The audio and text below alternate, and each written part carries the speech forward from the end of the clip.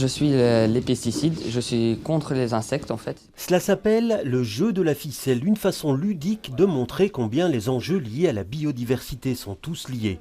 Au centre du cercle, le professeur d'histoire. Le sol risque de mourir à un moment et de plus nous produire tout ce dont on a besoin. Il utilise souvent ce type d'animation pour capter l'attention des élèves. Si on aborde ce genre de questions de manière ex cathedra ou avec un texte à analyser, on perd très vite les élèves.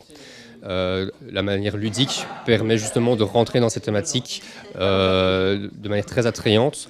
Et ça marche. Il faut dire que dans cet Athénée d'Anderlecht, les étudiants sont déjà sensibilisés à ces enjeux. Et ce sont les plus grands qui tentent de faire changer les habitudes. On a trouvé que quand même, si je me rappelle bien encore, 3 élèves sur 5 ne savaient pas les couleurs correctes de poubelles de recyclage. Les jeunes, ils écoutent, ils sont un peu distraits, mais ils écoutent. Un comportement, ça ne se change pas en un jour.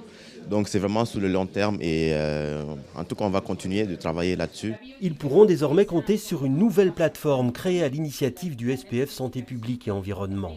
Elle comporte toute une série de fiches pédagogiques sur le sujet, mais aussi de multiples propositions d'activités autour de ces thèmes, pour apprendre sans être barbant. Nous avons des analyses de vidéos, des débats. On peut retourner chez ses grands-parents, les interviewer pour voir comment est-ce qu'ils mangeaient il y a quelques décennies. Il va y avoir des jeux en groupe. Donc voilà, donc il y a plein de types de formats différents. Un outil à disposition de toutes les écoles. Et l'espoir de la ministre, c'est que les profs intègrent cette matière dans leurs cours.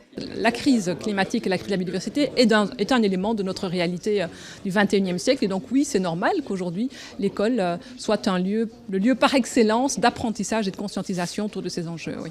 Une version adaptée aux enfants du fondamental est également disponible.